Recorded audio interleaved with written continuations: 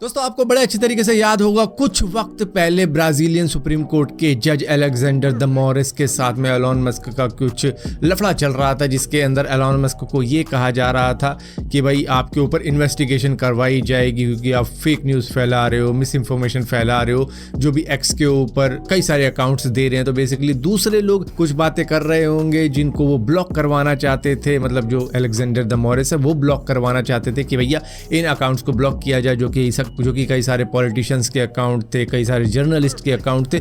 उन सब की आवाज़ रोक के ये एक तरीके से फ्रीडम ऑफ स्पीच को ख़त्म करना चाहते थे, जिसके लिए एलोन मस्क ने कहा नहीं ऐसा नहीं होगा। जिस वक्त में ट्विटर था उस वक्त में शायद आप ऐसा कर सकते थे, लेकिन अब मेरे पास है ये जिसको मैंने एक्स में कन्वर्ट कर दिया, तो यहाँ पर फ्रीडम ऑफ स्पीच तो नहीं रुकने वाली, चाहे हमको एग्जिट मारनी पड़ जाए। जिसके बाद में ब्राज़ीलियन सुप्रीम कोर्ट के जज ने ये कह दिया कि भैया आपके लीगल रिप्रेजेंटेटिव को हम अरेस्ट करवा लेंगे। जिसके बाद में एलोन मस्क ने फैसला ये लिया कि भैया ऐसा हो, उससे अच्छा है कि हम अपने सारे ऑफिसेज ब्राज़ील के अंदर से बंद ही कर दें और एग्जिट ले लें। और हाँ, एक्स चलेगा ब्राज़ील के अंदर अभी भी, लेकिन वहाँ पर उसको कोई ऑपरेट करने वाला नहीं होगा। अब ये हो सकता है कि वहाँ पर पूरी तरीके से ब्लॉक कर दिया जाए एक्स को, जिसके बाद में वो वीपीएन के सहारे चलेगा वहाँ के सिटीजन्स के लिए। दोस्तों आईफोन 16 का एक लीक सामने निकल कर आ रहा है, जिसके अंदर ये दिखाया जा रहा है कि उसके कैमरे का डिज़ाइन अब चेंज कर दिया गया है, जिसको वर्टिकली किया गया है। मतलब काफ़ी टाइम से 12 के बाद में जितने भी फ़ोन आए हैं उनके जो कैमरे के डिज़ाइन होते थे वो थोड़े से तिरछे होते थे, क्योंकि इनको पता लग गया था कि कई सारे लोग ऐसे भी हैं मार्केट के अंदर जो कि कवर बेच रहे हैं। वो आईफोन 12 को आईफोन 12 प्रो मैक्स में भी कन्वर्ट कर लेते हैं सिर्फ एक नकली कैमरा लगा के, जिससे कि उनका काम बन जाता है। तो इन्होंने वर्टिकल कैमरा तो किया आईफोन 16 के अंदर, लेकिन कोई भी कवर ना लगा पाए उसके लिए इन्होंने उसका जो मॉड्यूल है वो थोड़ा सा पिल शेप का डिज़ाइन दे के बनाया है, जिससे कि कोई भी बंदा उसको आईफोन 16 प्रो मैक्स में कन्वर्ट नहीं कर पाएगा एक नकली कैमरा लगा के, जो थर्ड वाला होगा। क्योंकि आईफोन 15 प्रो मैक्स के जैसे कैमरे थे 3, वैसे ही आईफोन 16 प्रो मैक्स के अंदर भी होने वाले हैं। तो वो तो चलो कोई भी चेंजेस नहीं है, लेकिन इसके अंदर पिल शेप का डिज़ाइन दिया गया है। और मे बी फ्रंट से दिखाया नहीं गया है, लेकिन हाँ फ्रंट का ऐसा हो सकता है कि वो जो बॉर्डर है उसको और ज़्यादा कम कर दिया जाए। दोस्तों गूगल के लिए अभी कुछ दिनों पहले एक बहुत ही ज़्यादा एम्बैरेसिंग सिचुएशन हो गई गूगल पिक्सल 9 इवेंट के अंदर, क्योंकि ये अपना AI जेमिनी दिखा रहे थे, जो कि 2 बार फेल हो गया लाइव डेमो दिखाते वक्त में। मतलब आप अपनी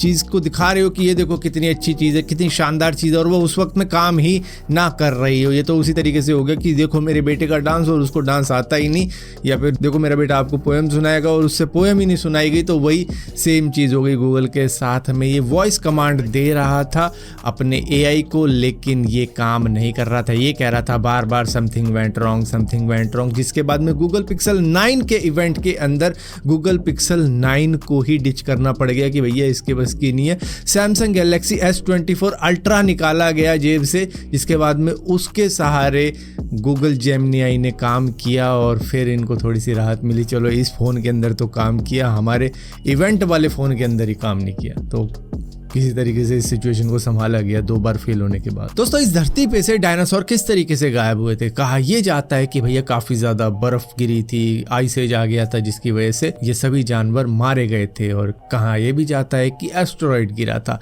लेकिन कहानी को कुछ इस तरीके से भी बताया जाता है कि एस्टेरॉयड गिरा था, जिसके बाद में इतना ज़्यादा धुआं उठा था। आफ्टर मैथ कुछ इस तरीके का था कि सूरज कई सालों तक नज़र नहीं आया था, जिसकी वजह से वहाँ पर आइस एज शुरू हो गई थी। और यहाँ पर जो दोषी एस्टेरॉयड था जिसने ये सारा काम किया था, वो मार्स और जुपिटर के बीच में घूमने वाली एस्टेरॉयड की बेल्ट के अंदर से निकला था, जो कि एक carbon rich C type space rock थी, जिसने सीधा ही धरती पर अटैक किया और उसके बाद में सभी डायनासोर्स की जान ले ली थी। और उस एस्टेरॉयड के अंदर रूथियम नाम का भी एक कंपोजिट मौजूद था, जिसको बताया जा रहा है कि डायनासोर्स के जो फॉसिल मिले हैं डेनमार्क, इटली, स्पेन से, उसके अंदर भी रूथियम पाया गया है, जिसकी वजह से ये अंदाज़ा लगाया गया है कि ये एक ऐसा मटीरियल जो धरती पे नहीं पाया जाता, लेकिन इनकी बॉडी के जो भी फॉसिल्स हैं उसमें से मिला है। तो उससे अंदाज़ा लगता है कि हाँ यही दोषी था जो कि मार्स और जुपिटर के बीच में ऑर्बिट करने वाले एस्टेरॉयड में